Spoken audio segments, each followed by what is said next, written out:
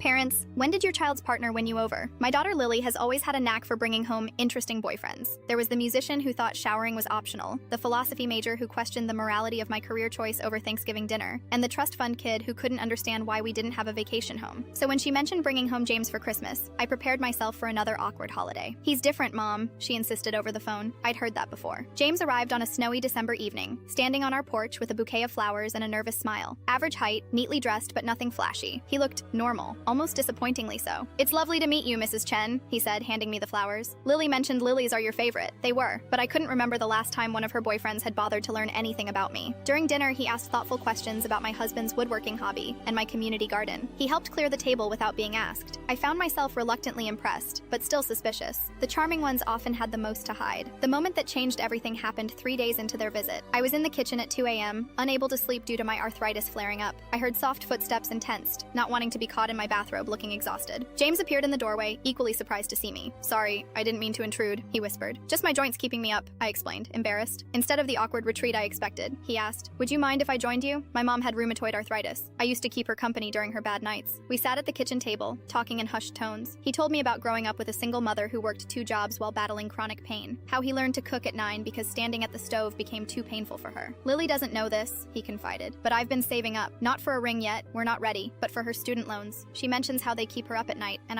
he trailed off, looking embarrassed. "That's very thoughtful," I said, genuinely moved. My mom taught me that love isn't grand gestures. It's noticing what hurts the people you care about and trying to ease that burden. The next morning, I found a heating pad by my bedside with a note. "This helped, Mom. Hope it helps you too." What sealed it was what happened on their last day. My husband had planned to drive them to the airport, but our car wouldn't start. James immediately offered to look at it, despite the freezing temperature. "I'm not letting you pay for a tow truck when I can probably fix it," he insisted, already grabbing tools from our garage. Lily stood beside me as we watched him work under the hood. "He's really something, isn't he?" she said softly. "Yes," I admitted. "He really is." An hour later, with frozen fingers and grease-stained clothes, he got our ancient car running again. When Lily wasn't looking, he slipped me a piece of paper with detailed instructions for car maintenance and the name of a trustworthy mechanic in our area. "Just in case," he said quietly. As they drove away for the airport, my husband squeezed my hand. "That's the one, isn't it?" I nodded, finally understanding what Lily meant when she said he was different. He wasn't trying to impress us. He was simply being himself, thoughtful, kind, and genuinely concerned about our well-being. They're getting married next spring.